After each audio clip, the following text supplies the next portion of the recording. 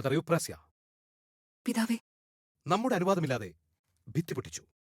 അത് ക്ഷമിക്കാവുന്നതാണ്. അതല്ല പ്രശ്നം. ആഘോഷപൂർവം ഇത് പ്രതിഷ്ഠിച്ചതാരെ?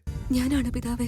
അറിവില്ലായ്മ കൊണ്ട് ചെയ്ത തെറ്റ് ഈശോ മിശിഹായുടെ നാമത്തിൽ ക്ഷമിച്ച് മാപ്പ് തരുമാറാകണം. ഈ തിരുഹൃദയ രൂപം എടുത്തു മാറ്റുവാൻ ഞാൻ ആവശ്യപ്പെടുന്നില്ല. നാളെ ഏവർക്കും ആശ്വാസവും സന്തോഷവും നൽകുന്ന ഒരിടമായി മാറില്ലെന്ന് ആര് കണ്ടു?